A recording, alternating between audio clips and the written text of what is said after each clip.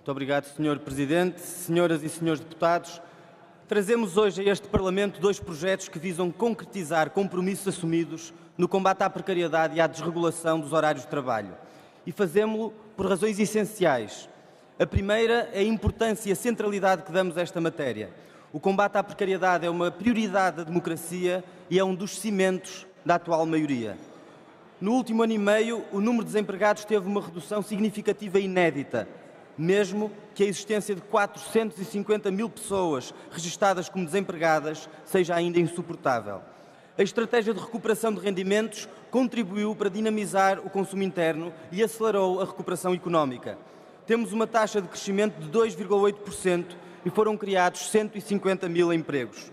Ao contrário do que dizia a direita, o acordo feito à esquerda para subir o salário mínimo, para devolver rendimentos e apoios sociais, permitiu inverter a trajetória em que o país estava mergulhado com a política de austeridade. O país está melhor agora do que há 2 anos, mas se o país, dito assim em abstrato, está melhor, há ainda a vida concreta das pessoas que continua por resolver. Só avançando na proteção do trabalho e no combate à precariedade, seremos capazes de traduzir no cotidiano de quem vive do seu trabalho os sucessos da economia. Foi possível, neste ano e meio, recuperar o nível de emprego do período anterior à crise. A questão que se coloca é agora a de saber que emprego se recuperou, qual a qualidade do emprego criado. Portugal tem, historicamente, um valor acima da média europeia no que diz respeito aos contratos a prazo. No segundo trimestre de 2016, os contratos a termo representavam 22,6% do trabalho por conta de outrem. Nesse mesmo período, os contratos a prazo cresceram 5%, enquanto os contratos sem termo cresceram apenas 0,8%. Só 1 em cada 5 dos novos contratos são permanentes e cerca de 20% dos contratos são de curta duração. Entre os jovens até aos 24 anos, os contratos não permanentes atingem 67,5%, ou seja, 7 em cada 10 jovens têm um contrato a prazo, um número muito superior à média europeia, que ronda os 45%. Como é sabido, um trabalhador precário é sempre mais vulnerável ao desemprego. Não é por acaso que 1/3 do desemprego registado no IFP decorre do fim de contratos a prazo e mais de metade dos subsídios de desemprego decorrem da cessação de um contrato de trabalho a termo. Um trabalhador precário tem também um salário menor e está mais exposto à pobreza. 9 em cada 10 destes jovens com contratos a prazo gostaria de ter um contrato permanente, de acordo com os inquéritos do INE. E, na realidade, muitos destes jovens desempenham funções permanentes, ou seja, poderiam ter um contrato efetivo. Mas a lei permite que apenas por serem jovens à procura de um primeiro emprego, possam ter um contrato a prazo, mesmo quando as tarefas que realizam não são necessidades temporárias das empresas. Ou seja, há uma parte desta precariedade que é objetiva e diretamente responsabilidade de quem legisla. Os projetos que hoje trazemos a debate visam concretizar compromissos já assumidos que constam explicitamente do programa de governo e que resultam também das recomendações subscritas pelo Grupo de Trabalho para o Plano Nacional contra a Precariedade. Esse grupo de trabalho, cujo relatório é público e que era composto por 2 representantes do Bloco de Esquerda, 2 representantes do Partido Socialista, o Secretário de Estado do Emprego e por 2 especialistas independentes, o professor Dr. Jorge Leite e o professor Dr. Guilherme Drey, que foi simultaneamente o responsável pelo Livro Verde para as relações laborais, esse grupo de trabalho dizia, comprometeu-se com um conjunto de alterações que têm de sair do papel. Adiar não é resolver.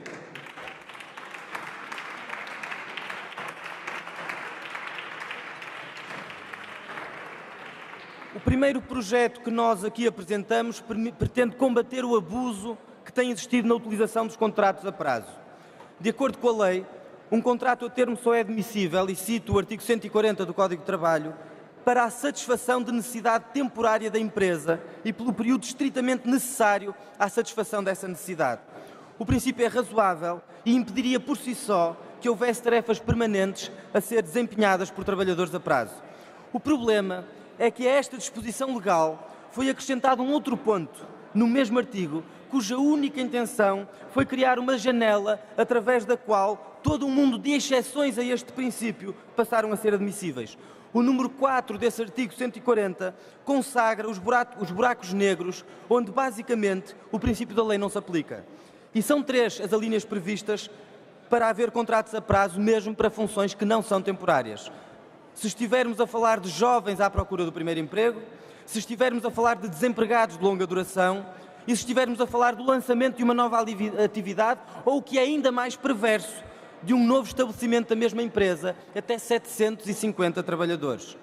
As razões invocadas para estas exceções, já se imagina, foram as mais benevolentes. Elas serviriam para apoiar a economia e para estimular a contratação de determinados grupos sociais com mais dificuldade de encontrar uma oportunidade de emprego.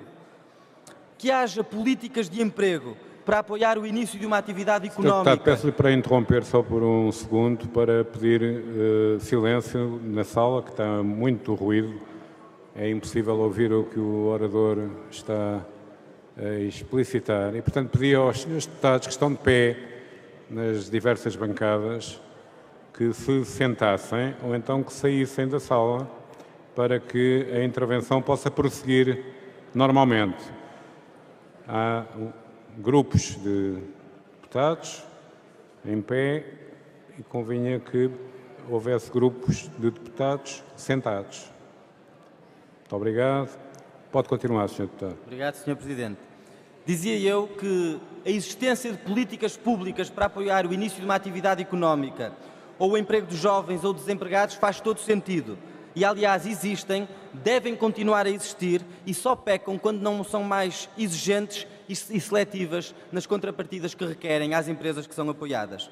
Mas apoiar a economia não é criar alçapões que permitem, por exemplo, que um novo supermercado de uma cadeia instalada há décadas no país possa ter todos os seus trabalhadores a prazo, mesmo para funções permanentes, até 750 trabalhadores. Dar oportunidades a jovens e desempregados não se faz, certamente, atribuindo a uns e a outros um estatuto laboral de segunda. Como se proteger de jovens e desempregados fosse torná-los subalternos. Um jovem, apenas por ser jovem, não tem de ser menorizado enquanto titular de direitos. Um desempregado, por ser desempregado, não deve ter uma proteção amputada quando lhe surge uma oportunidade de emprego. Estes alçapões legais não são uma medida de política de apoio ao emprego. São um esquema legal de promoção ativa da precariedade. São um artifício que tem permitido transformar os contratos a prazo numa espécie de período experimental alargado, o que é contrário aos princípios basilares do direito do trabalho.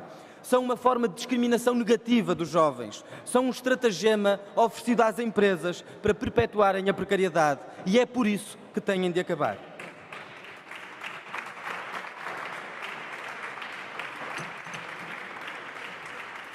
A segunda proposta que aqui trazemos visa também a expurgar do Código de Trabalho uma das medidas mais aviltantes que a direita introduziu e que tiveram um objetivo claro: diminuir o custo do trabalho por via da desregulação dos horários e da possibilidade prática de um empregador impor unilateralmente ao trabalhador essa flexibilidade, ainda por cima de forma individual, para que o trabalhador faça horas extraordinárias sem que lhe seja paga qualquer compensação por isso. Em 2012, acrescentou-se à modalidade do banco de horas previsto por instrumento de regulamentação coletiva o banco de horas individual. Ou seja, o regime do banco de horas passou a poder ser instituído por um acordo entre o empregador e o trabalhador, sendo que o acordo pode ser celebrado através de uma proposta por escrito do empregador e presume-se que a falta de oposição escrita à proposta, ou seja, o silêncio escrito do trabalhador, mesmo quando acompanhado de oposição verbal, corresponde à aceitação da proposta. Para além de reduzir o custo do trabalho, a lei tem um efeito que vai além do económico, que é o da desvalorização pessoal do trabalhador, a quem se pretende provar, pela possibilidade desta imposição, que vai ter que calar e comer. Bastando-se a lei com um facto negativo, o banco de horas individual tem esse efeito amordaçante que é intolerável em relações de trabalho, que, sendo desequilibradas por natureza, é certo, não podem, contudo, ser de esmagamento de uma das partes. A invocação neste contexto de uma suposta liberdade das partes é apenas uma forma quase cínica de mascarar mecanismos de imposição unilateral.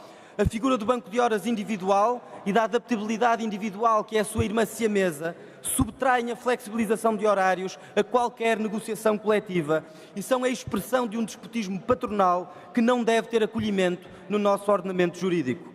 E isto leva-me à segunda razão que explica a pertinência deste debate hoje e aqui e que resulta do caminho que fizemos e das expectativas a que estamos obrigados a responder. Há no país quem olhe para este Parlamento sabendo que aqui se constituiu uma maioria que assumiu que o combate à precariedade no público e no privado seria uma prioridade. O combate contra a precariedade tem no Parlamento o espaço por excelência de decisão e de concretização. É o Parlamento que tem o exclusivo das alterações à legislação laboral. Só o Parlamento tem legitimidade para fazê-las. E é por isso que é no Parlamento que o debate se inicia, é no Parlamento que repousa a representação democrática do país, é no Parlamento que, por imposição da Constituição da República, do Código de Trabalho e do próprio regimento da Assembleia, está garantida a participação das organizações laborais na elaboração de legislação por via da discussão pública e das audições aqui realizadas. Ou seja, senhoras e senhores deputados, é o Parlamento que tem hoje a obrigação de não falhar a quem está à espera que os sucessos do país sejam também mudanças na sua vida.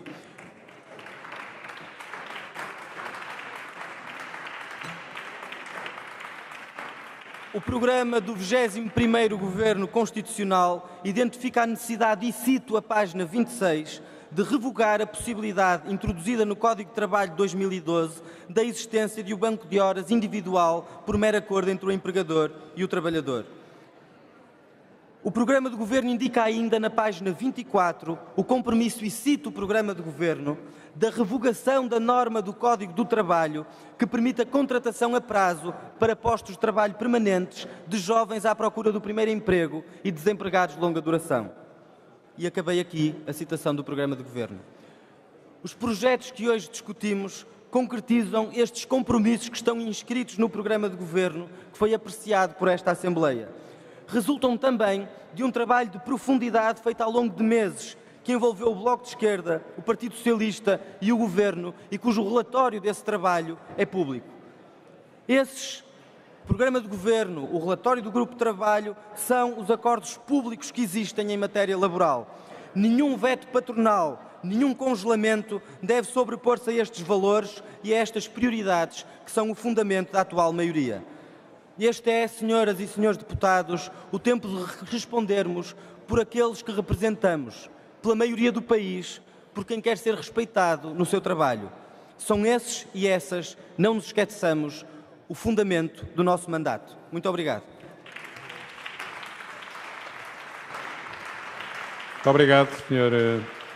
Deputado José Soeiro. Tem 2 pedidos de esclarecimento.